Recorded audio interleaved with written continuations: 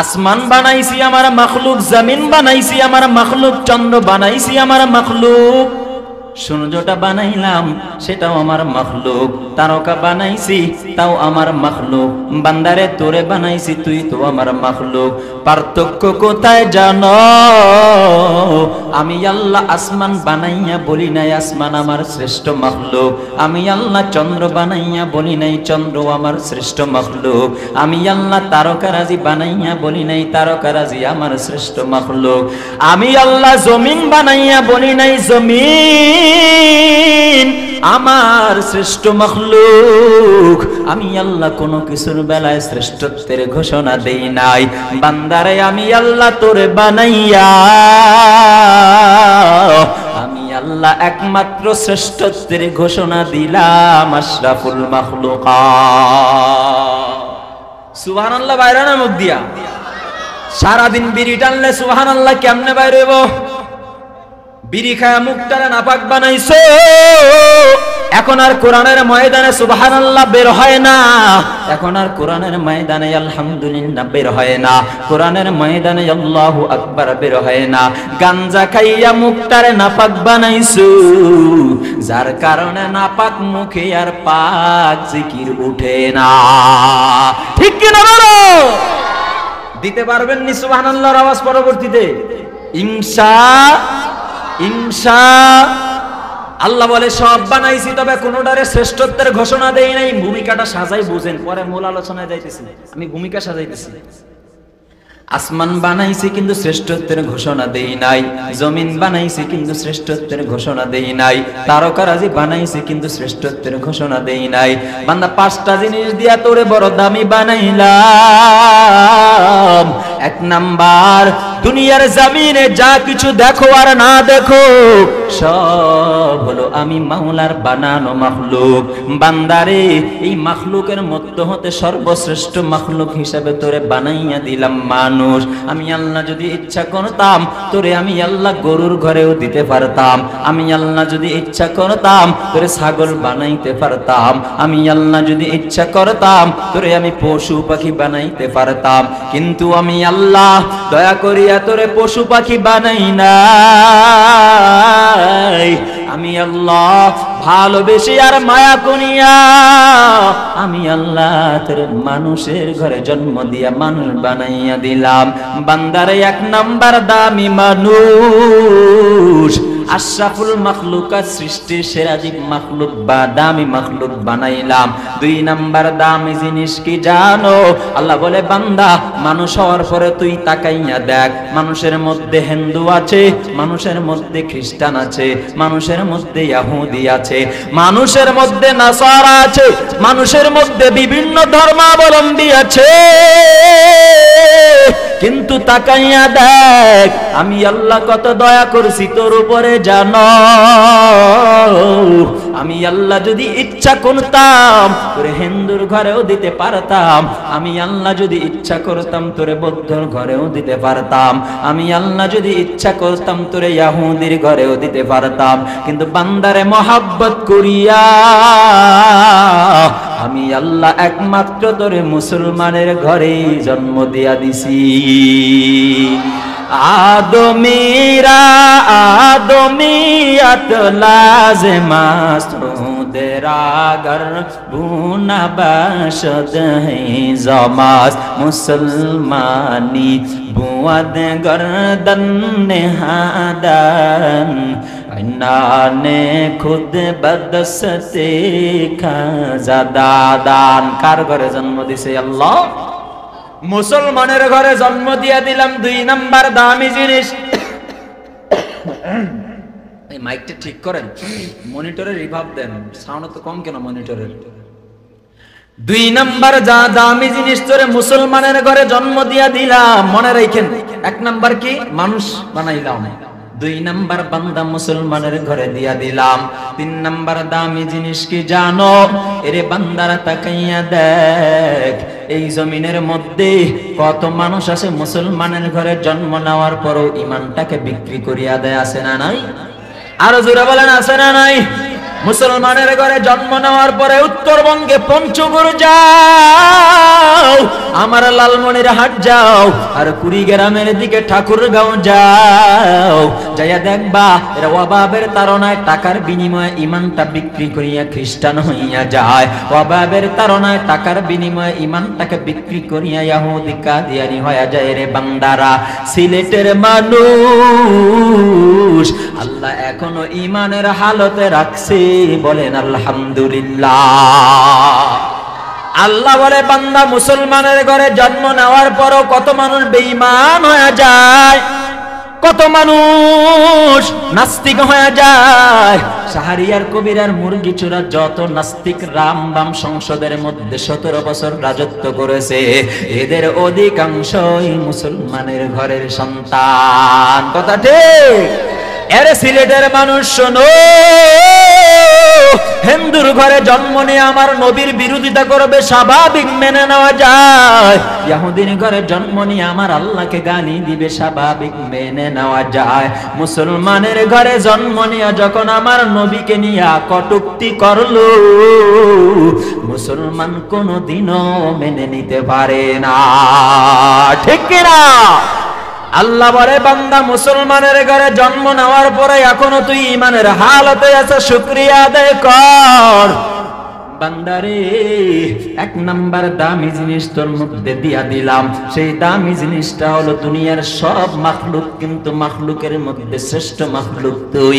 2 number দামি জিনিস, শ্রেষ্ঠ মাখলুক মানুষ হওয়ার পরে আবার কম দামি মানুষ আছে, হিন্দু বৌদ্ধ ইহুদি খ্রিস্টান দোম মুসি চাড়াল বিভিন্ন ধর্মাবলম্বী আছে, কিন্তু বান্দারে মহাব্বত করিয়া তোকে আমি মুসলমানের ঘরে দিছি 2 নাম্বার। 3 নাম্বার কি জানো? বান্দারে মুসলমানের ঘরে জন্ম নেওয়ার পরে আবার কত মানুষ বেঈমান হয়ে যায়। বান্দারে এখনো তুই বেঈমান না হয়ে ইমানের হালতে আছো, আমি আল্লাহ তোকে ইমানের হালতে রাখছি। এরে সুনামগঞ্জের মানুষেরা একটু দিলের কানটা লাগায়া শুনবা, 4 নাম্বার দামি জিনিস আল্লাহ কি দিল জানো? এই দুনিয়ার জমিনে দুনিয়ার মানুষগুলোকে আল্লাহ জাহান্নামের পথ থেকে জান্নাতের পথে উঠায়া দেওয়ার জন্য, দুনিয়ার মানুষগুলোকে আল্লাহ গুমরাহি পথভ্রষ্টতা থেকে হেদায়েতের পথে উঠাইয়া দেওয়ার জন্য কিছু মানুষ আল্লাহ পাঠাইছে। 4 দল মানুষ আল্লাহ পাঠাইয়া দিলেন, মিনান নাবিয়িন ওয়াস সিদ্দিকিন ওয়াস শুহাদাই ওয়াস সালিহিন। 1 নম্বরে নবীগণকে আল্লাহ দুনিয়ার মানুষগুলোকে জাহান্নাম থেকে জান্নাতের পথে উঠানোর জন্য পাঠাইছে।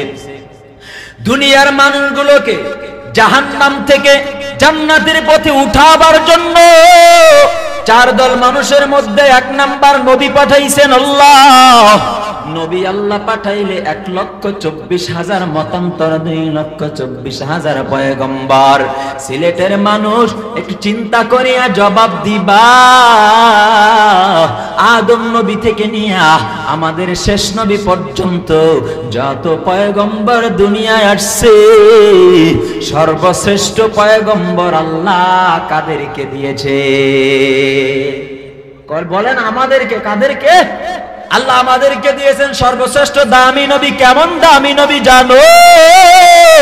নবী আমার বলে, ও উম্মতের দল ভালো করিয়া শুনিয়া নাও, এরে উম্মতেরা, ইন্নাল্লাহা ফাদ্দালানি আলাল আম্বিয়া ওয়া ফাদ্দালা উম্মতি আলাল উমাম।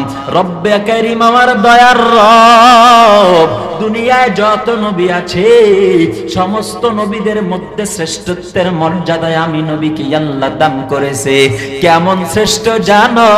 কিয়ামতের ময়দানে আমি নবী জান্নাতে যাওয়ার আগে কোন নবী জান্নাতে যাওয়ার পারমিশন পাবে না। শুধু তা না, তোমাদের পাওয়ার কত জানো? ওয়াফাদ্দালা উম্মতি আলাল উমাম। দুনিয়ার যত উম্মত আছে, আদম নবীর উম্মত, নূহ নবীর উম্মত, ঈসা নবীর উম্মত, মুসা নবীর উম্মত। সিলেটের মানুষ শোনো, কোন নবীর উম্মত কিয়ামতের ময়দানে আমি নবীর উম্মত তোমরা। সিলেটের মানুষ জান্নাতে যাওয়ার আগে ইব্রাহিম নবী, মুসা নবী আর ঈসা নবী, আদম নবীর উম্মত জান্নাতে যাইতে পারবে না। সুবহানাল্লাহ কোন মিয়া? দামি নবী দিয়েছেন আল্লাহ 4 নাম্বার। বান্দারে একটু ভালো করিয়া বোঝার চেষ্টা করেন। 5 নাম্বারে আমার আল্লাহ দুনিয়ার মানুষগুলোকে জাহান্নামের পথ থেকে জান্নাতের পথে উঠায় দেওয়ার জন্য, গুমরাহির পথ থেকে হেদায়েতের পথে উঠায় দেওয়ার জন্য রব্বে কারীম নবী তো পাঠাইলো, নবীগণের উপরে আবার বিভিন্ন নবীদের উপরে আসমানি কিতাব নাজিল করলো। কোন নবীর উপরে আল্লাহ বড় বড় কিতাব নাজিল করেছে, আবার কোন নবীর উপরে আল্লাহ সহিফা নাজিল করেছে। এরে আল্লাহর বান্দারা, আমরা যেটা জানি আল্লাহ আসমানি কিতাব 104 খানা নাজিল করলো। 104 খানা কিতাবের মধ্যে বড় বড় 4টি কিতাব আল্লাহ নাজিল করিয়া দিল। তাওরাত নাজিল করলো মূসা নবীর উপরে, ইনজিল নাজিল করলো ঈসা নবীর উপরে, দাউদ নাজিল করলো, দাউদ নামক কিতাব নাজিল করলো আল্লাহ। কি বলে দাউদ জাবুর নাজিল করলেন আল্লাহ দাউদ আলাইহিস সালাতু ওয়াস সালামের উপরে। 3টা বড় বড় কিতাব চলে গেল, আরেকটা কিতাব আছে। আল্লাহ বলে এমন একটা কিতাব যেই কিতাবটা দুনিয়ায় আসার সঙ্গে সঙ্গে পৃথিবীর পূর্ববর্তী সব কিতাব রহিত হয়ে গেছে। বলেন তো সেই কিতাবের নাম কি? আরো জোরে বলেন। মহাগ্রন্থ আইসি বানী আল কুরআন, যে কোরআনের মধ্যে বান্দা কোনো ভুল নাই। এতগুলো কিতাব 104 খানার মধ্যে বড় বড় হলো 4টি কিতাব, 4টি কিতাবের মধ্যে আরো বড় হলো 1টি কিতাব। সেই কিতাবটার নাম হলো কোরআন। সিলেটের মানুষেরা একটু জবাব দিয়া বলবা, 4টি কিতাবের মধ্যে শ্রেষ্ঠ কিতাব কোনটা? আরো জোরে বলেন। তাহলে কয়টা দামি জিনিস বলেছিলাম? জোরে কয় না, আরো জোরে কয়টা? 1 নম্বরে আসমান জমিন চাঁদ সূর্য নদী নালা খাল বিল সব মাখলুক, কিন্তু মাখলুকের মধ্যে তোরে বানাইয়া দিলাম দামি বান্দারে। 2 নম্বরে তাকাইয়া দেখ, মানুষ বানানোর পরে মানুষের মধ্যে হিন্দু বৌদ্ধ খ্রিস্টান ইহুদি নাসারা আছে, কিন্তু আমি আল্লাহ তোরে মুসলমানের ঘরে দিয়া দিলাম। 3 নম্বরে কি জানো? এরে বান্দা তাকা দেখ, মুসলমান হওয়ার পরে আবার কত মানুষ দুনিয়ার জমিনে যাওয়ার পরে বেঈমান হয়ে যায়, কিন্তু আমি আল্লাহ তোকে এখনো ঈমানের হালতে রাখিয়া দিলাম। 4 নম্বরে আমি আল্লাহ দুনিয়ার জমিনে 1,24,000 মতান্তরে 2,24,000 পয়গম্বর পাঠায়া দিলাম। এরে আল্লাহর বান্দারা শোনো, এত পয়গম্বর গুলোর মাঝে আমি আল্লাহ মহাব্বত করিয়া ভালোবাসিয়া তোকে শ্রেষ্ঠ পয়গম্বরটা দান করলাম রে বান্দারা। 5 নাম্বার দামি কি জানো? আমি আল্লাহ দুনিয়ার মানুষগুলোকে জাহান্নামের পথ থেকে জান্নাতের পথে উঠায়া দেওয়ার জন্য 104 খানা কিতাব নাজিল করলাম, বড় বড় 4টা। এই 4টার মধ্যে আবার শ্রেষ্ঠ একটা মহাগ্রন্থ ওই শিবানী আল কোরআন, সেই কোরআনটাও তোকে দিলাম। 5টা জিনিস দিয়া বড় দামি বানাইছি। এবার সিলেটের মানুষ বলবা, যাকে দামি জিনিস দেওয়া হয় সেই লোকটা দামি কম দামি থাকে নাকি দামি হয়ে যায়? যাদেরকে দামি জিনিস দেওয়া যায় সেও দামি হয়ে যায়। মেম্বার সমাজের দামি মানুষ, চেয়ারম্যান সমাজের দামি মানুষ, এমপি মন্ত্রী সমাজের দামি মানুষ, আপনাদের ইমাম সাহেব উনি সমাজের দামি মানুষ, আপনাদের এলাকার মেম্বার চেয়ারম্যান এমপি মন্ত্রী সমাজের দামি মানুষ, আপনাদের এলাকার পলাশী হুজুর এই সমাজের বড় দামি মানুষ, আপনাদের সিলেটের শাহজালাল শাহপরান এই সমাজের এই জেলার দামি মানুষ। এরে আল্লাহর বান্দারা, একটু ফিকির করিয়া জবাব দিবে, দামি মানুষটা যদি এই জায়গায় আসে তার স্থান হবে দামি। কথা ঠিক? ভাই মাঝখানে ভালো ছিল, আপনি কেন হাত দিতেছেন? এটা ঠিক করেন, রিভাব ঠিক করেন। মাঝখানে ঠিক করে আবার নষ্ট করে ফেলছেন। দামি মানুষের স্থানটা কোথায় হয়? দামি জায়গায় নাকি কম দামি জায়গায়? আমি জাকারিয়া মাহমুদীকে সুদূর লালমনিরহাট থেকে আনছেন, একটু চিন্তা করে বলবেন, আমাকে যদি স্টেজের নিচে জায়গা দেওয়া হয় আমার সম্মান রক্ষা হবে? কথা কয় না, সম্মান রক্ষা হবে? মান ক্ষুণ্ণ হয়ে যাবে। কারণ আমি একজন সম্মানিত, অহংকার না, এটা বোঝানোর জন্য বলতেছি। কারণ আমি বক্তা, কিছুক্ষণের জন্য আপনারা শ্রোতা, আমাকে বক্তা হিসাবে স্টেজে বসাইছেন, এই জন্য আমি দামি ব্যক্তি, সেই হিসাবে আমার স্থানটাও হয়ে যাবে দামি, যার কারণে আমাকে চেয়ারে বসাইছেন। এরে আল্লাহর বান্দারা, একটু চিন্তা করিয়া বলবা, আমার আল্লাহ দুনিয়ার মানুষগুলোকে 5টি জিনিস দিয়া বড় দামি বানাইলো। দামি হওয়ার পরে মুসলমান নিজের দাম নিজে বুঝে না, কথা ঠিক? মুসলমানের স্থান হয়ে যাবে বড় দামি। রব্বে কারীম বলে, তোর স্থান কোথায় জানো? ইন্নাল্লাযীনা আমানু ওয়া আমিলুস সালিহাতি কানাত লাহুম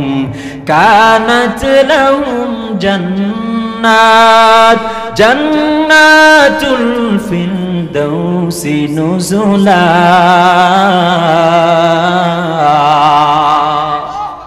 আল্লাহ বলে, বান্দারে তোকে আমি আল্লাহ বানাইয়া দিলাম দামি।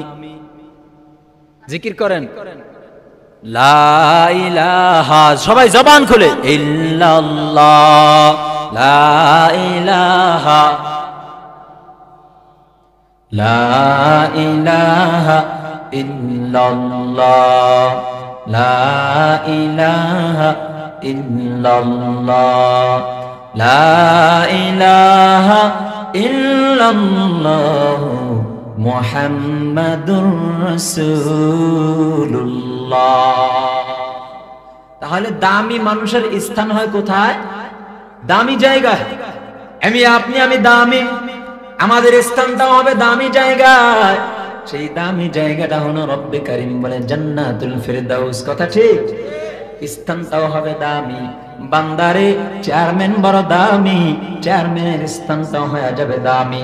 এবার চিন্তা করিয়া বলবা, সমাজের চেয়ারম্যান যদি নিজের দাম নিজে বজায় না রাখে, সমাজের মেম্বার যদি নিজের সম্মান নিজে ধরে রাখতে না পারে, আপনাদের মসজিদের ইমাম সাহেব, আপনাদের এলাকার মুফতি সাহেব, আপনাদের এলাকার এমপি মন্ত্রী যদি নিজের সম্মানটা নিজে ধরে রাখতে না পারে, তাহলে এমন অ্যাক্সিডেন্ট হবে।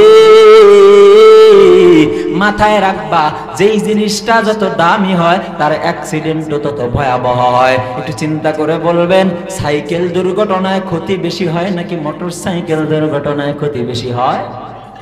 মোটর সাইকেল দুর্ঘটনায় ক্ষতি বেশি হয় নাকি প্রাইভেট কারের দুর্ঘটনায় ক্ষতি বেশি হয়? বান্দারে প্রাইভেট কারের দুর্ঘটনায় ক্ষতি বেশি হইয়া যায়। শুধু প্রাইভেট কার না, প্রাইভেট কারের থেকে বাসের দুর্ঘটনায় আরো ক্ষতি বেশি হইয়া যায়। বাসের থেকে একটা হেলিকপ্টারের দুর্ঘটনায় আরো বেশি ক্ষতি হইয়া যায়। হেলিকপ্টারের থেকে একটা প্লেনের দুর্ঘটনায় আরো বেশি ক্ষতিগ্রস্ত হইয়া যায়। বোঝা গেল যার যত দাম তার স্থানও তত দামি। কিন্তু যদি হোঁচট খেয়ে দুর্ঘটনার কবলে পড়ে অ্যাক্সিডেন্ট হয়ে যায়, প্লেন যদি দুর্ঘটনা ঘটে, যাত্রীর অস্তিত্ব খুঁজে পাওয়া যায় না। এরে আল্লাহর বান্দারা, মাথায় রাখিও, তুমি যত দামি তোমার স্থানটাও তত দামি। কিন্তু বান্দারা, এই পথ চলতে গিয়া খুব সাবধান। ওরে প্লেনের ড্রাইভার, প্লেন জার্নিং করিয়া করিয়া তুমি ওমান যাইতেছো, কাতার যাইতেছো, সৌদি আরব যাইতেছো, সাবধান। একটু যদি ডানে বামে হইয়া যায়, তাহলে তোমার দুর্ঘটনার কবলে পড়িয়া তোমার অস্তিত্ব খুঁজে পাওয়া যাবে না। এরে মুসলমান, আল্লাহ দামি বানাইছে দামি ইঞ্জিল। দামি ইঞ্জিল আর বডিটাকে নিয়ে যদি সাবধানে না চলো, যদি ডানে বামে পাও বাড়াও, মনে রাখিও প্লেন দুর্ঘটনায় যেমন অস্তিত্ব খুঁজে পাওয়া যায় না, তোমার দুর্ঘটনার পরে আর তোমার অস্তিত্ব খুঁজে পাওয়া যাবে না। কথা ঠিক? বলে অস্তিত্ব কেমনে খুঁজে পাওয়া যাবে না? তোমার স্থান হলো জান্নাতুল ফিরদাউস, কিন্তু দুর্ঘটনার কবলে পড়ে গেছো, এখন হবে স্থান জাহান্নামের অতল গভীর দেশে। কথা ঠিক? এরে বান্দারা, এবার একটু ভালো করিয়া বোঝার চেষ্টা করো। নিজের দামটা নিজে না বুঝিয়া, নিজের নামটা নিজে না বুঝার কারণে আজকে বেহায়া হয়ে চলো। নিজের মূল্যটা নিজে না বুঝিয়া চলার কারণে মুসলমান আজকে পদদলিত হইয়া যায়। নিজের মূল্যটা নিজে না বুঝার কারণে মুসলমান আজকে সমাজে অবহেলিত হইয়া যায়। কথা ঠিক? এরে সিলেটের মানুষ, আপনারা দোয়েল পাখি চিনেন? দোয়েল পাখি এই সমাজের কি পাখি বলেন তো? দোয়েল পাখি বাংলাদেশের জাতীয় পাখি, এদেশের জাতীয় পাখি দোয়েল পাখি, কিন্তু নিজের দাম নিজে জানে না। কথা ঠিক? দোয়েল পাখি নিজে জানে না যে আমি দেশের জাতীয় পাখি। এরে আল্লাহর বান্দারা, দোয়েল পাখি যদি জানতো আমি দেশের জাতীয় পাখি, বাংলাদেশ সরকার মহোদয়ের কাছে আবদার করতো, ও সরকার মহোদয় আমাকে জাতীয় পাখি বানাইছেন, আমাকে এইভাবে ছেড়ে রাখলে হবে না, ভিআইপি রুমের ব্যবস্থা করে দেওয়া লাগবে, ভিআইপি খাবারের ব্যবস্থা করে দেওয়া লাগবে, ভিআইপি জায়গার ব্যবস্থা করে দেওয়া লাগবে, ভিআইপি বিছানার ব্যবস্থা করে দেওয়া লাগবে। কিন্তু দোয়েল পাখি নিজে জানে না সে জাতীয় পাখি, তার মানে নিজের মূল্য নিজে জানে না। এরে সুনামগঞ্জের মানুষেরা, দোয়েল পাখি নিজের মূল্য নিজে না জানার কারণে যখন পেটের মধ্যে ক্ষুধা লাগিয়া যায়, দোয়েল পাখি নিজের মূল্য নিজে না জানার কারণে যখন পেটের মধ্যে ক্ষুধার তাড়না শুরু হয়ে যায়, দোয়েল পাখি পায়খানার ময়লার স্তূপার জঙ্গলের মধ্যে খাবার অন্বেষণে চলে যায়। কথা কয় না ঠিক কিনা? দোয়েল পাখি কি জন্য যায়? নিজের মূল্য নিজে জানে। কথা কয় না? নিজের মূল্য নিজে জানে না দোয়েল পাখি, যার কারণে দোয়েল পাখি ময়লার স্তূপে খাবার অন্বেষণের জন্য চলিয়া যায়। দোয়েল পাখি বাথরুমের মধ্যে খাবার খাওয়ার জন্য যায়। এরে মুসলমান সুনামগঞ্জের মানুষ শুনবা, আজকে আল্লাহ দামি বানাইছেন, আজকে পৃথিবীর জাতীয় মাখলুক তোমারে আমারে আল্লাহ বানাইয়া দিল, পৃথিবীর শ্রেষ্ঠ মাখলুক আল্লাহ তোমারে আমারে বানাইয়া দিল, পৃথিবীর শ্রেষ্ঠ নবীটাই আল্লাহ তোমারে আমারে দিয়া দিল, পৃথিবীর শ্রেষ্ঠ মানুষ আল্লাহ তোমারে আমারে বানাইলো, পৃথিবীর শ্রেষ্ঠ গ্রন্থ কুরআনুল কারীম আল্লাহ তোমারে আমারে দিয়া দিল। এরে বান্দারা, এত দামি হওয়ার পরেও নিজের মূল্য নিজে বুঝো না। নিজের মূল্য যদি নিজে জানতা, তাহলে কোনোদিনও ক্ষুধার তাড়না মিটাবার জন্য গ্রামীণ ব্যাংকে সুদ নামক পায়খানার সাথে জড়িত হইতে পারতা না। ঠিক কিনা বলো? নিজের মূল্য যদি নিজে জানতা, তাহলে কোনোদিনও, এই সুনামগঞ্জের যুবক শুনো, কোনোদিনও শ্বশুর বাড়ির যৌতুক নামক পায়খানা পেটের মধ্যে ঢুকাইতে পারতা? হুজুরে কয় না পারতা? হুজুর এমন একটা জায়গায় ঘা দিলেন আমগো পেটের ভাত বন্ধ। ঠিক? যুবক শোনো, আমি তোমাদেরকে নিয়ে একটা হাদিস পড়েছি। মদিনাওয়ালা নবী বলে, সাবাতুন ইযিল্লুহুমুল্লাহু তাহতা দিল্লিহি ইয়াওমা লা দিল্লা ইল্লা দিল্লুহু। কিয়ামতের ময়দান যখন কায়েম হয়ে যাবে, আল্লাহর আরশের নিচ ছাড়া কোনো ছায়া থাকবে না, দুনিয়ার সব কিছু ধ্বংস হয়ে ফানা হয়ে যাবে, সেই দিন একমাত্র আমার মাওলার আরশের নিচে ছায়া থাকবে। এরে বান্দারা, ওই আরশের নিচ ছাড়া আর কোথাও তুমি ছায়া খুঁজে পাইবা না। মদিনাওয়ালা নবী বলে, যুবকরে তুই যদি ঠিক হয়ে যাও, তাহলে কিয়ামতের ময়দানে আমার মাওলা তোরে আরশের নিচে ছায়া দিয়া দিবে। সুবহানাল্লাহ, জোরে বলেন। এই সমাজে যুবক ঠিকতে সব ঠিক। কথা ঠিক কিনা? যুবক ঠিক তো একটা পরিবার ঠিক হয়ে যাবে, যুবক ঠিক তো একটা সমাজ ঠিক হয়ে যাবে, যুবক ঠিক তো একটা থানা ঠিক হইতে সময় লাগবে না, যুবক ঠিক তো একটা জেলা ঠিক হইতে সময় লাগবে না, যুবক ঠিক তো একটা বিভাগ ঠিক হইতে সময় লাগবে না, যুবক ঠিক একটা দেশকে ইসলামী রাষ্ট্র বানাইতে সময় লাগবে না। ঠিক কিনা বলো? যুবকেরা রেডি হয়ে যাও, তোমরা যখন এই কোরআনের ঝান্ডাকে হাতে নিয়ে মাঠে নামবা, সঙ্গে সঙ্গে বাতিল বেঈমান নাস্তিকদের ঘুম হারাম হইয়া যাবে।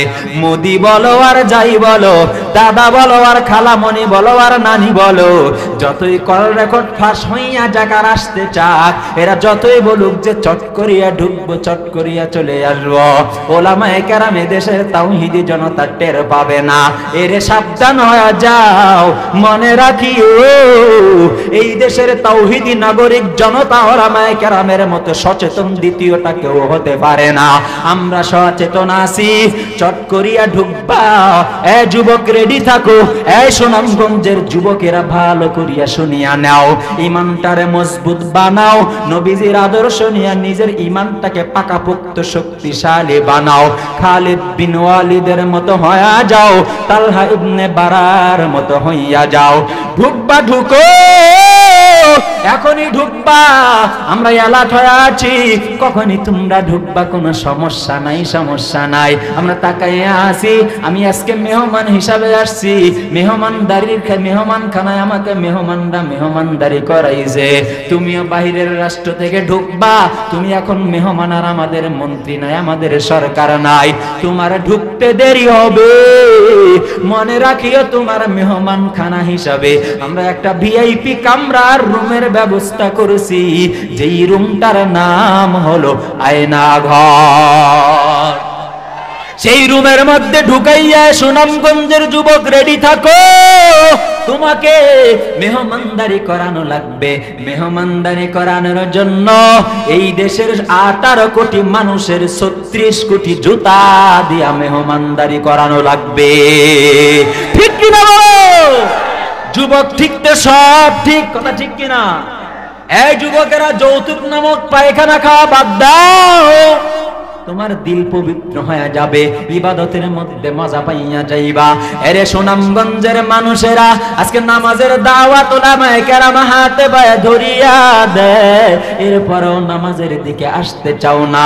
তাবলীগ ওয়ালারা হাতে পায়ে ধরিয়া ধরিয়া নামাজের জন্য দাওয়াত দিতে থাকে, পীর সাহেব ওয়ালারা হাতে পায়ে ধরিয়া ধরিয়া নামাজের দিকে দাওয়াত দিতে থাকে। সিলেটের মানুষ বড় ধন্য মানুষ, বড় পীর সাহেবের এলাকার মানুষ। মনে রাখতে হবে, পীরের অনুসরণ করতে গিয়া কোনো ভণ্ড পীরের তোয়াত করা যাবে না। ঠিক কিনা বলো? শাহজালাল শাহ বরণ বড় বড় বড় ভালো পীর ছিলেন, কিন্তু তাদের মাজারে যত আকাম কুকাম চলতেছে ঠিক নেই। মাজারে সেজদা দাও, তোমার জিন্দেগির সমস্ত আমল বরবাদ হয়ে যাবে। মাজারে কালো জিরা পড়া আনবা, তোমার জিন্দেগির সমস্ত আমল বরবাদ হইয়া যাবে। এরে সুনামগঞ্জের পলাশের মা বোনেরা, সন্তান হয় না মাজারে গেছো, ওই সিলেটের খানজাহান, শাহজাহান, শাহপরান আর শাহ মাকদুম বিভিন্ন বড় বড় বুজুর্গদের রওজায় কবরের মধ্যে মাজারে গিয়া সন্তান চাইছো, আল্লাহ বলে তোর জিন্দেগির সব আমল বরবাদ, তুই হয়ে গেলি মুশরিক, আর আমি আল্লাহ সব গুনাহ মাফ করব, তোর মতো মুশরিককে আল্লাহ মাফ করব না। কথা ঠিক? এজন্য ভণ্ড পীরের কাছে যাওয়া যাবে? ভাইরা আমার, আল্লাহ বলে তুই সব নাপাক বানাইছো, নাপাক জিনিস কলবে ঢুকাইছো, সুদ নামক নাপাক জিনিস কলবের মধ্যে ঢুকাইছ, ঘুষের নাপাক জিনিস কলবের মধ্যে ঢুকাইছ, শ্বশুর বাড়ির যৌতুক কলবের মধ্যে ঢুকাইছ। এরে ভাইরা, বোনের হক নষ্ট করিয়া করিয়া কলবের মধ্যে খাইয়া ঢুকাইছ। বড় ভাই ছোট ভাইয়ের আইল ঠেলে ঠেলে ঠেলে ঠেলে প্রতিটা সিজনে একটা কুদাল বাড়াইয়া বাড়াইয়া তুমি কুদাল কাটো, প্রতিটা সিজনে একটা কুদাল বাড়ায়া বাড়ায়া তুমি আইল মারো। অঙ্গ সমাজে নাই? আছে না নাই? সিলেটের মানুষ খুব ভালো, আমগো এলাকায় আছে। আমি নিয়ে যাই, জ্বরাক্রান্ত মানুষের মুখের মধ্যে যদি পলাশ বাজারের মিষ্টি গুলো ঢুকায়া দেওয়া হয়, বলেন তো মিষ্টি লাগবে? জ্বরাক্রান্ত ব্যক্তির মুখে যদি পলাশ বাজারের সব মিষ্টি জিলাপি রসমঞ্জুরি ঢুকা দাও, কোনোদিনও মিষ্টি লাগবে না। কারণটা কি? এটা মিষ্টির দোষ না বান্দারা, এটা তোমার মুখের দোষ। তোমার মুখটা জ্বরের কারণে নষ্ট হয়ে গেছে, যার কারণে মিষ্টি আর ভালো লাগে না। তোমার মুখটা জ্বরের কারণে নষ্ট হয়ে গেছে, যার কারণে মিষ্টি জিলাপি আর মিষ্টি লাগে না। সুনামগঞ্জের মানুষেরা একটু ভালো করে বুঝবা, পায়ে ধরে বলি রে বাবা, ও পর্দার আড়ালের মা বোনেরা ভালো করে বুঝিয়া বাড়িতে যাইও। রব্বে কারিম বলে, ও নবী আপনি দুনিয়ার মানুষদেরকে জানাইয়া দেন, দুনিয়ার মানুষ যখন অসুস্থ হয়ে যায় তাদের মুখের মধ্যে আর মিষ্টি মিষ্টি লাগে না। অসুস্থটা দুই প্রকার, একটা হলো রুহানি রোগী আর একটা হলো জিসমানি রোগী। বান্দা তুমি শারীরিক রোগে আক্রান্ত হয়ে গেলা, তুমি এখন শারীরিক জিসমানি রোগে রোগাক্রান্ত হয়ে গেছো। তুমি ডাক্তারের কাছে যাও, অ্যান্টিবায়োটিক দিবে, তুমি খাইয়া ফেলবা, তুমি সুস্থ হয়ে যাইবা। কিন্তু সিলেটের মানুষেরা আরেক প্রকার রোগী আছে, যেটা রুহানি তথা আত্মার রোগী তথা কলবের রোগী। মদিনাওয়ালা নবী বলে, আলা ইন্না ফিল জাসাদি লামুদগা ইদা সালুহাত সালুহাল জাসাদু কুল্লুহু ওয়া ইদা ফাসাদাত ফাসাদাতিল জাসাদু কুল্লুহু আলা ওয়া হিয়াল কলব। নবী আমার বলে, এ দুনিয়ার উম্মত শোনো, আল্লাহ তোমাকে 3.5 হাত একটা বডি দিল। এই 3.5 হাত বডির মধ্যে দুটি স্তন আছে। বাম পাশের স্তনে 4 আঙ্গুল সোজায় নিচে উলামায়ে কেরামরা গবেষণা করিয়া করিয়া দেখলো, সোজায় 4 আঙ্গুল নিচে একটা গোস্তের টুকরা আছে, সেই গোস্তের টুকরাটার নাম হলো কলব। নবী আমার বলে, ও 1400 বছর আগে জানায়, আরে উম্মত শোন, তুই যখন একটা গুনাহ করো তোর কলবের মধ্যে একটা কালো দাগ পড়িয়া যায়। তুই যখন 2টা গুনাহ করো তোর কলবের মধ্যে 2টি কালো দাগ পড়িয়া যায়। তুই যখন 3টা গুনাহ করো তোর কলবের মধ্যে 3টা কালো দাগ পড়িয়া যায়। গুনাহ করতে করতে এক পর্যায়ে কলবে আর কোনো জায়গা নাই। নবী বলে, এখন তোর কলব অসুস্থ, এখন তোর 3.5 হাত বডিটাও অসুস্থ হয়ে গেল। নবী বলে, তোর কলব এখন নাপাক, এখন তোর 3.5 হাত বডিটাও নাপাক হয়ে গেল। বান্দারে জ্বরালা মুখে যেমন মিষ্টি ভালো লাগে না, সুদ খায়া যে কলবটাকে নাপাক বানাইছো, ঘুষ খাইয়া যে কলবটারে নাপাক বানাইছো, যুবকরে গুনাহ করিয়া যে কলবটারে নাপাক বানাইছো, মনে রাখিও এখন তোর 3.5 হাত বডি নাপাক আর অসুস্থ। এই অসুস্থ বডি নিয়ে কোনোদিনও মিষ্টি নামাজ আর মিষ্টি লাগবে না। কথা ঠিক? বডি কি হয়ে গেছে বলেন? অসুস্থ হয়ে গেছে। আমগো সমাজে সুদখোর নাই, কথা কয় না। এ সুনামগঞ্জের মানুষেরা ভালো করে বুঝো, আজকে যদি সময় পাই সুদের ব্যাপারে 16টা ভয়াবহতা শুনাইয়া বিদায় নিয়ে চলে যাব। কয়টা ভয়াবহতা? আরো জোরে কর। 12টা নয়, 16টা ভয়াবহতা বয়ান করব। রব্বে কারিম কোরআন হাদিসের রেফারেন্স দিয়া বনিয়া বিদায় নিয়ে চলে যাব। শুনবেন তো? এখন আওয়াজ কমে গেছে আমি জানি। বাংলাদেশের যেখানেই যাই লক্ষ লক্ষ জনতাও যদি থাকে, সুদের বয়ান করলে আওয়াজ ডাউন হয়ে যায়। কথা ঠিক কিনা? কারণ এই রোগে রোগাক্রান্ত মুফতি সাহেব, মুহাদ্দিস সাহেব, ইমাম, মুয়াজ্জিন, সমাজের উত্তম বড় বড় উৎকৃষ্ট ব্যক্তিগুলো, ঠিক কিনা? আরে সুদ এমন একটা নাপাক জিনিস, চুরি করবা মানুষ খারাপ বলবে, ওয়েট নষ্ট হয়ে যাবে, আমার দাম কমে যাবে। বান্দা যখন চুরি করতে যাবা, মেম্বার তোমার দামটা কমিয়া যাবে। বান্দা যখন চুরি করতে যাইবা, চেয়ারম্যান তুমি অমূল্যবান হইয়া যাইবা। এরে বান্দা যখন চেয়ারম্যান, এমপি, মন্ত্রী, এলাকার নামি দামি লোকটা যখন চুরি করার জন্য যাবে, তার দামটা কমে যাবে, মানহানি হয়ে যাবে, অসম্মানী হয়ে যাবে। এরে আল্লাহর বান্দারা, তুমি যখন ডাকাতি করিয়া মানুষের কাছ থেকে টাকা পয়সা ছিনতাই রাহাজানি করিয়া নিতে যাইবা, তখন তুমি অপমানিত হইয়া যাইবা। কারণ তুমি দামি বান্দা, কারণ তুমি চেয়ারম্যান, কারণ তুমি সমাজের একজন নামি দামি ব্যক্তি, কারণ তুমি সমাজের একজন মাতব্বর ব্যক্তি। কিন্তু সুদ এমন একটা চুরি আর ডাকাতি, যেই ডাকাতি করতে গেলে বান্দা তোমার দাম কমে না। কথা ঠিক? সুদ এমন একটা এমন একটা নিকৃষ্ট কাজ, এমন একটা চুরি, এমন একটা ডাকাতি, যেই ডাকাতি করলে মানুষ কোনোদিনও বুঝতে পারে না, যেই ডাকাতি করলে চুরি করার মতো মানুষ বেইজ্জতি হয় না, যেই ডাকাতি করলে ছিনতাইয়ের মতো মানুষ বেইজ্জতি হয় না, যেই ডাকাতি করলে সরাসরি মানুষের কাছ থেকে রাহাজানি করে নেওয়ার মতো বেইজ্জতি হয় না। এবার চিল্লা বলবে, সমাজের গরিবের পেটের মধ্যে লাথি মারনেওয়ালা সুদখোর আমগো দেশে আছে না না? আর জোরে বলেন, আছে না নাই? নবী আমার হাদিসের মধ্যে বলে, সুদ কাকে বলে জানো? আর রিবা ফিল লুগাতি আয-জিয়াদা, সুদ হলো লুগাতের মধ্যে অতিরিক্ত হওয়া, বেড়ে যাওয়া, বৃদ্ধি পাওয়া। ভালো করে বুঝবা সিলেটের মানুষ, একটু বিষয় ভিত্তিক আলোচনা করার চেষ্টা করি। এতক্ষণ মুকদ্দমা সাজাইছি, এবার ঘা অনুযায়ী মলম, ঠিক না? গা যেখানে মলম সেখানে জ্বলবেই। এবার যদি বলেন ডাক্তার রে অপারেশন করেছেন, মলম লাগায়েন না, জ্বলা শুরু হয়ে গেল, রোগী ভালো হবে, ঘা ভালো হবে? তাহলে অপারেশন করার পরে মলম লাগানো লাগবে, সুস্থ হওয়াও লাগবে। এবার বলেন কিছুক্ষণের জন্য আমি রুহানি ডাক্তার, আপনাদেরকে যদি চিকিৎসা দিয়ে নিতে রাজি আছে? আর রিবা ফিল লুগাত আয-জিয়াদা, রিবা লুগাতের মধ্যে এটা অতিরিক্ত হয়ে যাওয়া, বৃদ্ধি পাওয়া, যাকে বলা হয় সুদ।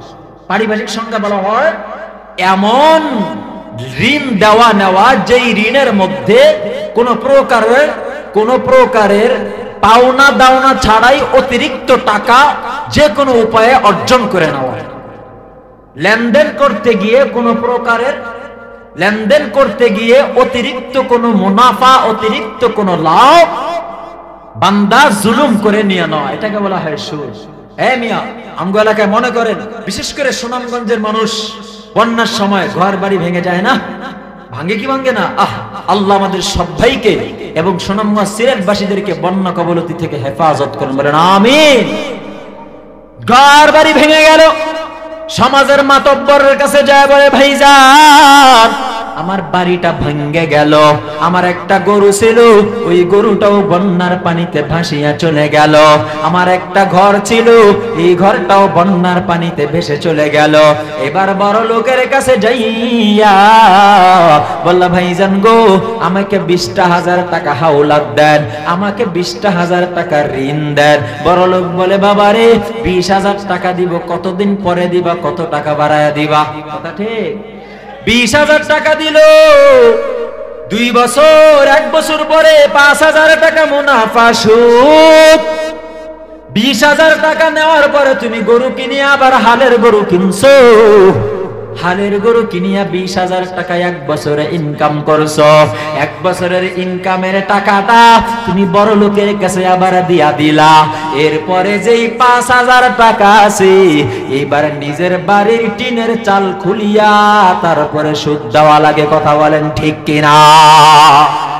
এ সুনামগঞ্জের মানুষ, সুদ এমন একটা নাপাক জিনিস জানো?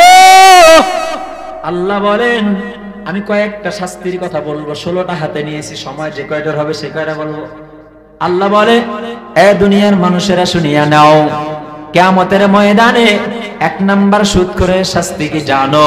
আল্লাহ পাক রব্বুল আলামিন সূরাতুল বাকারার 275 নম্বর আয়াতে জানাইয়া দেয়, এ দুনিয়ার মানুষেরা যারা সুদ খায়, এদের জন্য আল্লাহ পাক রব্বুল আলামিন 1 নাম্বার ভয়াবহতা বলে, কিয়ামতের ময়দানে সুদখোর জিন ধরা রোগী পাগলের মতো হয়ে কবর থেকে উঠবে। কিসের মতো উঠবে? এ মিয়া, কিয়ামতের ময়দানে চিহ্নিত হয়ে যাবে। দুনিয়াতে চিহ্নিত হয় না, কিন্তু কিয়ামতের ময়দানে সুদখোর যারা, এরা আল্লাহ তাআলার দরবারে একবারে চিহ্নিত হয়ে দাঁড়াবে। বলেন কি হয়ে দাঁড়াবে? চিহ্নিত হয়ে দাঁড়াবে, পাগলের মতো হয়ে যাবে। আল্লাহ বলে, আল্লাযীনা ইয়াকুলুনার রিবা, এরে বান্দারা ভালো করিয়া শুনিয়া নাও, আল্লাযীনা, যেই সমস্ত বান্দারা, ইয়াকুলুনা খায় বা খাবে, রিবা সুদ, শুনিয়া নাও তোর ভয়াবহতা কি জানো? জানো লা ইয়াকুমুন কামা ইল্লা কামা ইয়াকুমুল্লাযী ইয়াতাখাব্বাতুহু শাইতানু মিনাল মাস।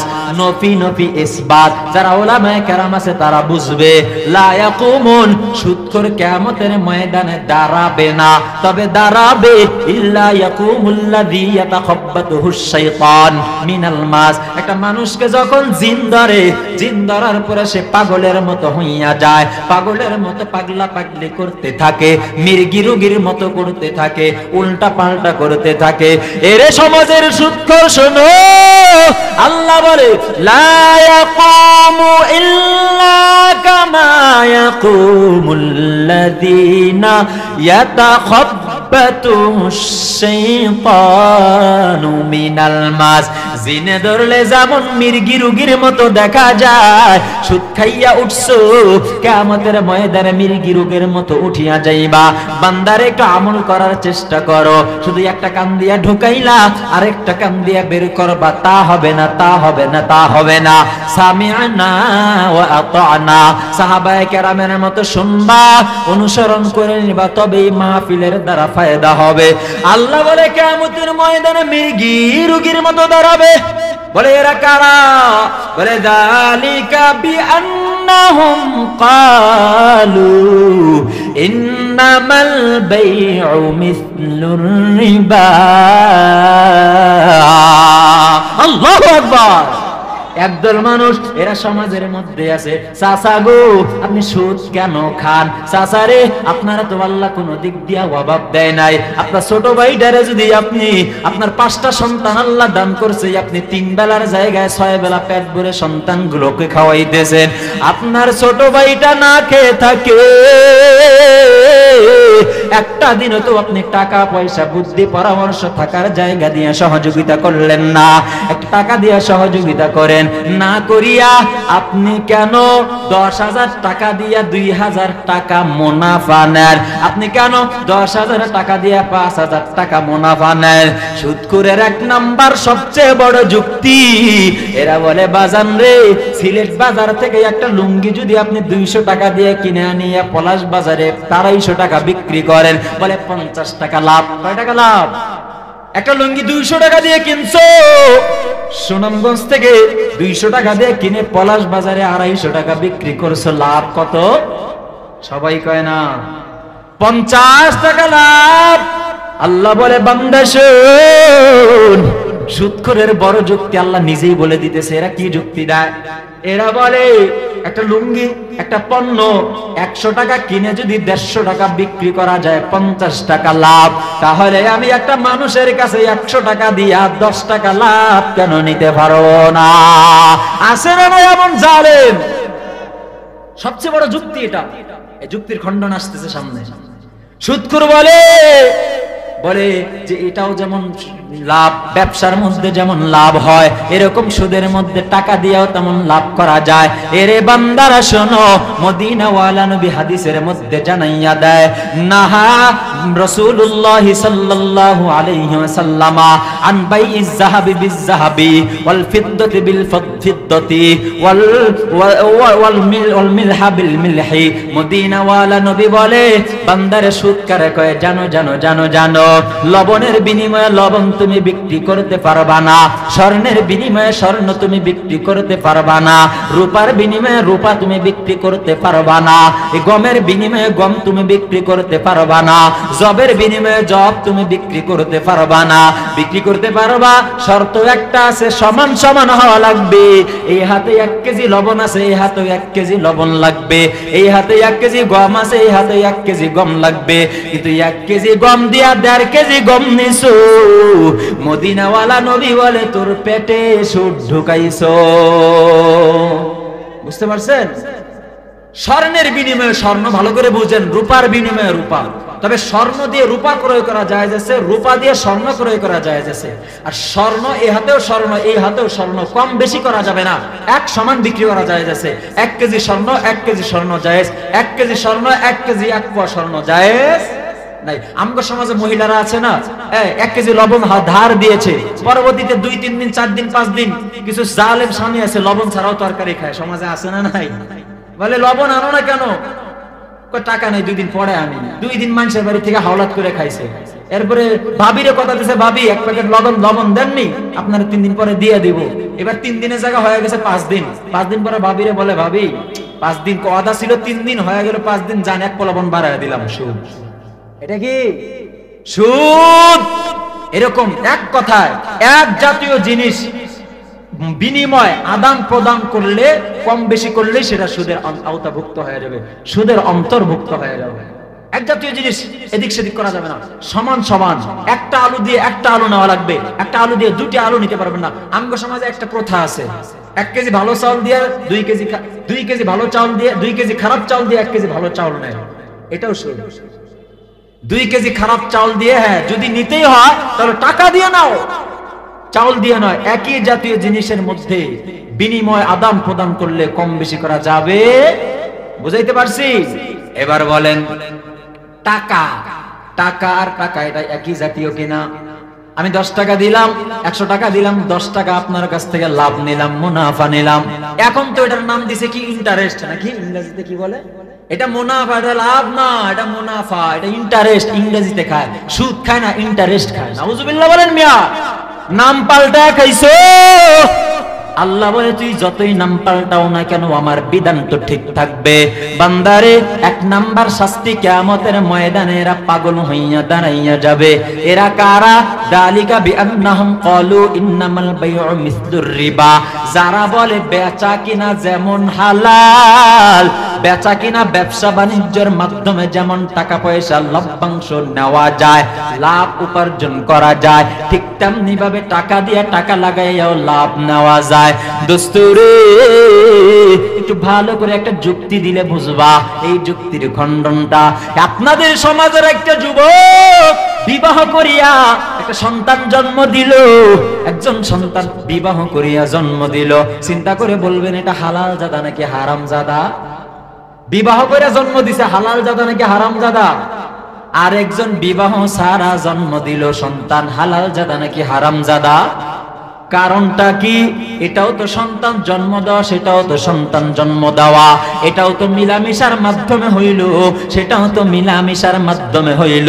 বান্দারে হারাম জাদা কেন কও? মনে রাখবা তার কারণ হলো ওই মিলামিশাটাও অবৈধ, যার কারণে তোর সন্তানটাও হারাম অবৈধ। এই মিলামিশাটা বৈধ, যার কারণে তার সন্তানটাও হালাল জাদা বৈধ সন্তান। ব্যবসা যেমন হালাল হচ্ছে, আল্লাহ বলে বান্দা শোন, আহাল্লাল্লাহুল বাই'a ওয়া হারামার রিবা। আমি আল্লাহ ব্যবসারে হারাম বানাইছি আর সুদকে হারাম বানাইছি, ব্যবসারে হালাল বানাইছি আর সুদকে হারাম বানাইছি। হালাল ব্যবসাটারে তুই এখন, হালাল ব্যবসাটাকে আমি আল্লাহ ব্যবসারে হালাল বানাইছি, হালালের মাধ্যমে উপার্জন করবি, কোনো সমস্যা নাই। হালালের মাধ্যমে টাকা কামাইয়া নাও, কোনো সমস্যা নাই। তবে বান্দা শুন, ঋণ দিয়া সুদের মাধ্যমে তুই যদি টাকা উপার্জন করো, সেটা উপার্জন, এটা উপার্জন, তবে পার্থক্যটা এক জায়গায়। ব্যবসা হালাল তাই তার উপার্জনটাও হালাল, ব্যবসা হালাল তাই তার উপার্জনটাও জায়েজ। বান্দারে সুদ আমি আল্লাহ হারাম করছি, যার কারণে সুদের মুনাফা লভ্যাংশ উপার্জনটাও হলো হারাম। কথা ঠিক? এটাও হারাম। এ দুনিয়ার মানুষ শোনো, সুদ এমন একটা খারাপ জিনিস। বান্দারে ব্যবসা বড় লোককে বড় লোক বানায়, ব্যবসাটা বড় লোকের জন্য একটা ভালো জিনিস, গরিবের জন্য একটা ভালো জিনিস। বড় লোকের কাছে 100 কোটি টাকা আছে কিন্তু ঘরের মধ্যে চাউল নাই, বেচা কিনা ব্যবসার মধ্যে হাত দেওয়া লাগবে। গরিবের কোনো কিছু নাই, 10টা টাকা দিয়া ব্যবসার মধ্যে লাগাইয়া সে আরো 10 টাকা ইনকাম করলো। বোঝা গেল ব্যবসা গরিবের জন্য উপকারী, ধনীর জন্য উপকারী, ঠিক। কিন্তু সুদ এটা বড়টারে আরো বড় বানায়, গরিবটারে আরো গরিব বানায়। কথা ঠিক কিনা? বড়টারে আরো বড় বানায় আর গরিবটারে আরো গরিব বানায়, জেতাটারে আরো জেতা বানায়, মরাটারে আরো মারে। ঠিক কিনা বলো? এটা হলো সুদ। এমন নিকৃষ্ট পাপ যেই সমাজের মধ্যে সুদ ঢুকিয়া গেছে সেই সমাজ ধ্বংস, যেই দেশের মধ্যে সুদ ঢুকিয়া গেছে সেই দেশ ধ্বংস হয়ে যাবে, যেই মানুষের মধ্যে সুদ ঢুকিয়া গেছে সেই মানুষ ধ্বংস হয়ে যাবে। এরে সিলেটের মানুষেরা সংক্ষিপ্ত সময়ে বলতেছি, একটু ভালোভাবে শুনিয়া নাও। রব্বে কারীম বলে ফামান জাআহু মাউইযাতুম মির রাব্বিহি ফান্তাহা।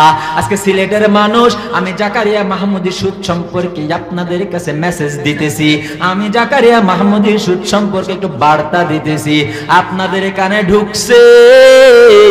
আল্লাহ বলে ফামান জাআহু মাউইযাতুন মির রাব্বিহি, যাদের নিকটে আমার মাওলার পক্ষ থেকে এই বাণীগুলো পৌঁছায়া দেওয়া হলো, যাদের নিকটে এই ওয়াজ নসিহত গুলো চলিয়া আসলো, যাদের ভিতরে সুদের ভয়াবহতা শুনিয়া ফেললো, যাদের অন্তরে সুদের ভয়াবহতা ঢুকিয়া গেল, এরপরে যদি বান্দা বলে ফান্তাহা,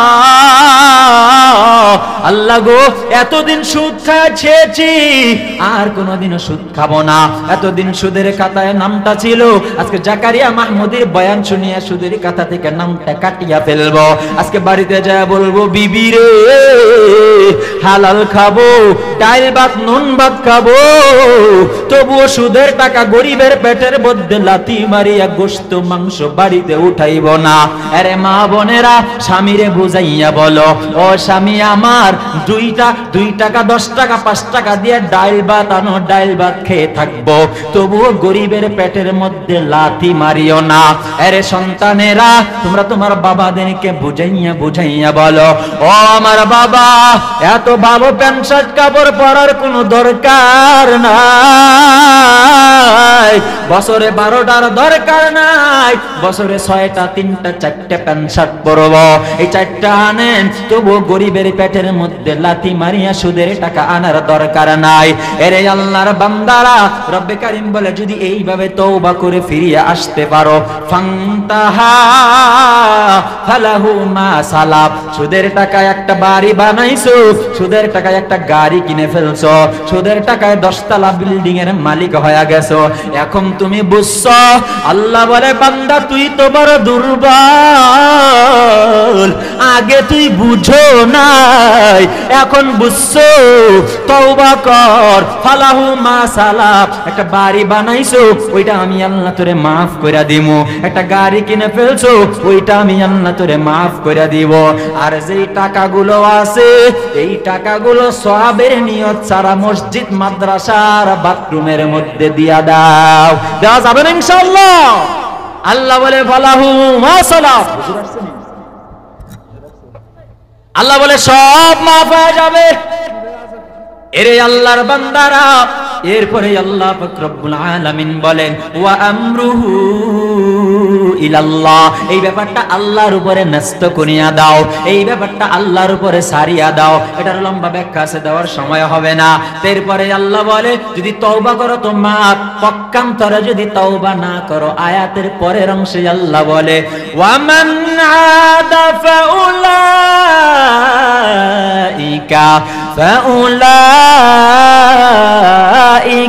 আসহাবুন নার। আল্লাহ বলে বান্দারা যদি মাস্তানি করিয়া এই কথা বলো, হুজুররা বয়ান করছে তওবা না করিয়া বরং মাস্তানি করছো, যে ব্যবসা করলে যেমন 10 টাকা লাভ হয়, টাকা খাটাইলেও তো 10 টাকা লাভ হয়, সেখানে হারাম হইল না, এখানে কেন হারাম হবে? সেখানে না জায়েজ হইল না, এখানে কেন না জায়েজ হবে? মাতাব্বারি করছো, টাকার গরমে গরিবকে লাথি মারছো, লাথি মারো, কোনো সমস্যা নাই, কিন্তু আমি কোরআনের বিরুদ্ধে আচরণ করিও না, আমি কোরআনের উপরে নাকটা গলাইও না।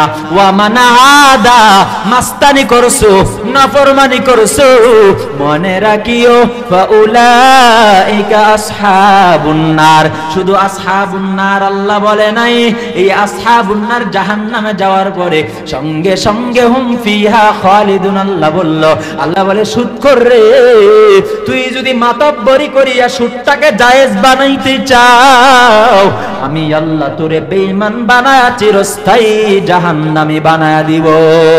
নাউজুবিল্লাহ পকেটে ভরে রাখে, সুদখোর এখানে ভরা, এই জন্য নাউজুবিল্লাহ মুখ দিয়ে বের হয় না। এ সিলেটের মানুষই শেষ করে দিচ্ছে। এরপরে শুনেন আল্লাহ তাআলা এরপরে কি বলে, কি জানাইয়া দেয়, ইয়ামহাকুল্লাহুর রিবা ওয়া ইউরবিস সাদাকাত। দুনিয়ার জমিনে সুদখোর তাকাইয়া দেখে সুদের টাকা দিয়ে একতলা বিল্ডিং বানাইছে, সুদখোর তাকাইয়া দেখে দুইতলা বিল্ডিং বানাইছে, সুদখোর তাকাইয়া দেখে একটা গাড়ির মালিক হইছে আর একটা বানানোর ফিকির করে। আল্লাহ বলে সুদখোর শোন, জাকারিয়া মাহমুদি, আমি আল্লাহর নবীর প্রতিনিধি হইয়া তোকে এই আয়াতটা শোনায়া দিতেছে। শোন, সুদে মানুষের সম্পদ বাড়ে না, সুদে মানুষের সম্পদ কমতেই থাকে, ঠিক কিনা? কেমনে কমে জানো? আল্লাহ বলে ইয়ামহাকুল্লাহুর রিবা, আমি আল্লাহ সুদকে কমাইয়া দেই। কেমনে কমাই জানো? তুই সুদ খাইয়া দুইতলা মালিকের বাড়ির মালিক হয়ে গেছো, তুই সুদের টাকা নিয়ে 10 তলা বিল্ডিং এর মালিক হয়ে গেছো। আমি আল্লাহর সিদ্ধান্ত, তোর সুদের টাকার গাড়িটা অচিরে আমি আল্লাহ জানাইয়া দিব, তোর সুদের টাকার বাড়িটা অচিরে আমি আল্লাহ আগুনে পুড়াইয়া দিব, তোর সুদের টাকার বাড়িটা অচিরে আমি আল্লাহ পানির মধ্যে বন্যায় ধ্বংস করে দিব, তোর সুদের টাকার গাড়িটা অচিরে আমি আল্লাহ খালের মধ্যে ফালাইয়া দিব। এরে সিলেটের মানুষ, ইয়ামহাকুল্লাহুর রিবা, আমি আল্লাহর সিদ্ধান্ত আগুন দিয়া ধ্বংস করে দেওয়া।